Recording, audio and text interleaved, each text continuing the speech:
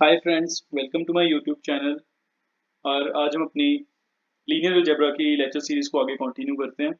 हम ऑलरेडी पिछले लेक्चर में बाइनरी ऑपरेशन बारे, क्लोजर प्रॉपर्टी बारे पढ़ चुके हैं, तो उसी को हम थोड़ा आगे बढ़ाते हैं। अभी हमने ऐसे एक सेट लिया था with binary operation star, right. And हमने बोला था क्लोजर प्रॉपर्टी क्या है कि अगर आप कोई भी दो एलिमेंट्स उस सेट में से लो तो ए स्टार बी अगर उस सेट को बिलोंग कर जाए तो हम बोलते हैं कि क्लोजर प्रॉपर्टी होल्ड कर गई। अब हम आगे बढ़ते हैं। अब हम बात करते हैं एसोसिएटिव प्रॉपर्टी की। एसोसिएटिव प्रॉपर्टी क्या कहती है कि आप कोई भी तीन एलिमेंट चूज कर लो सेट में से, ए स्टार बी स्टार सी। सबसे पहले आप ए स्टार बी करो, जो आउटपुट आएगा उस पर ए स्टार सी करो, या पहले बी स्टार सी ऑपरेट कर लो, जो आउटपुट आएगा उस पर ए पे ऑपरेट करो। अगर इन दोनों की वैल्यू सेम आती है तो हम ये कहेंगे कि एसोसिएटिव प्रॉपर्टी भी उस सेट पे होल्ड करेगी। Okay. Third is identity. Identity का मतलब ये है कि उस सेट में अगर आप कोई भी एलिमेंट उठा लो, लाइक मैंने यहाँ पे ए लिया है, for all A belonging to S there exist E belonging to the set. मतलब ए में क्या ऑपरेट करके ए आए, that will be identity. So that is identity. Next we move to inverses. Inverses का मतलब क्या है, ए पे क्या ऑपरेट करें कि आइडेंटिटी बन जाए, दैट इज बी। इसको हम समझेंगे एग्जांपल्स में आगे चल के। Last is commutative, that is A star B और बी स्टार ए करो, दोनों का आंसर सेम है।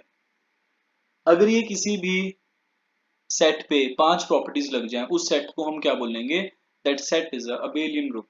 और अगर सिर्फ चार प्रॉपर्टीज लगे, पहली चार, तो हम उसको बोलेंगे सिंपली अ ग्रुप। एंड अगर सिर्फ पहली दो लगे तो हम उसको बोलेंगे सेमी ग्रुप।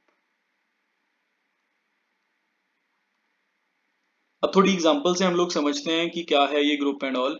सबसे पहले हम एक एग्जांपल कंसीडर करते हैं इंटीजर्स की, और हमारे पास ऑपरेशन जो है वो प्लस दे रखा है। सो सबसे पहले क्लोजर प्रॉपर्टी की बात आती है, क्लोजर की। तो कोई भी दो इंटीजर्स को अगर आप ऐड करोगे तो आंसर एक इंटीजर ही होगा, so closure property holds. Associative also holds. Third is identity. कोई भी अगर आप इंटीजर उठा लो तो उस इंटीजर में क्या ऐड किया जाए कि वही इंटीजर आ जाए, that is zero which is also an integer.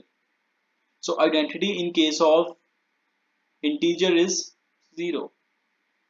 Then inverses. Inverses are so simple in this.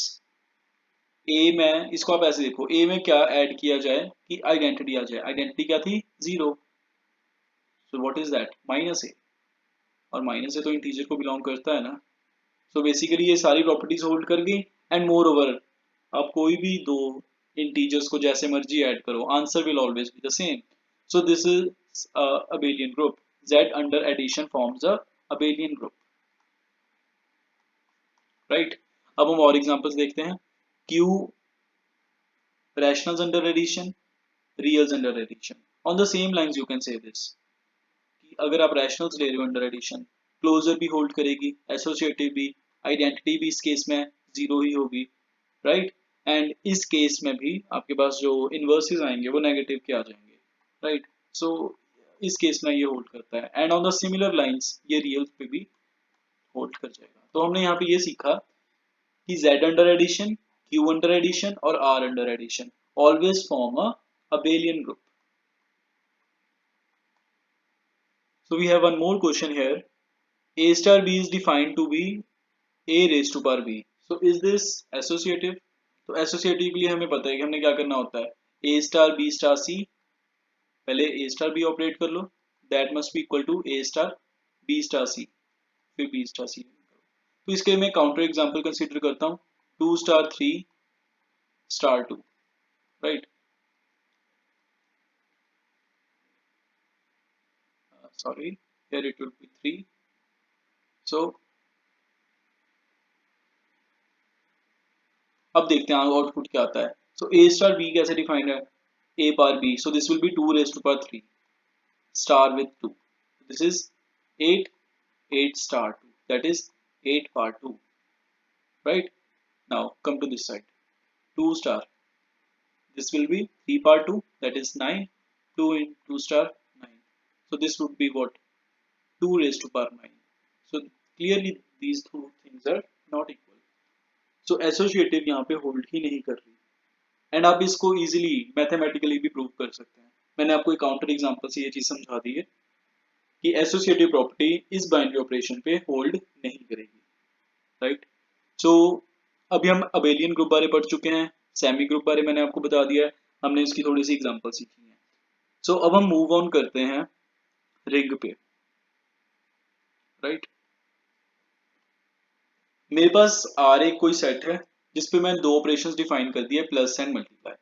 अगर आर अंडर प्लस एक अबेलियन ग्रुप बनाए, आर अंडर मल्टीप्लीकेशन एक सेमी ग्रुप बनाए और डिस्ट्रीब्यूटिव लॉज उस पे होल्ड कर जाए। डिस्ट्रीब्यूटिव लॉज क्या है? A cross B plus C must be equal to A cross B plus A cross C, and ऐसे ही दूसरा।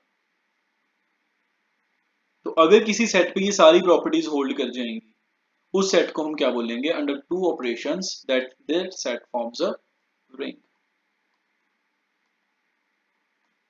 एंड हम इसको इजीली वेरीफाई कर सकते हैं, the set of reals form a ring. अभी हम ऊपर सीख चुके हैं under the operation plus, okay. So R under plus हमें पता है ऑलरेडी क्या होता है, एक अबेलियन ग्रुप होता है। Moreover R under multiplication, दो रियल नंबर्स को मल्टीप्लाई करोगे तो आंसर रियल नंबर ही आएगा ना, राइट। हमें तो दो ही प्रॉपर्टीज देखनी है, तो सेमी ग्रुप भी है। Then last property is distributive law, and that also holds. आप कोई भी एग्जांपल लेकर भी देख सकते हो, और वैसे भी यहाँ पे आप देख सकते हो a क्रॉस b प्लस सी, ये भी रियल है, ये भी रियल है, कुछ ऐड करोगे that will be real, a multiply by real that again will be real, so output in both the cases would come to be the same. So associative property also holds in this case. So clearly R under plus forms a ring.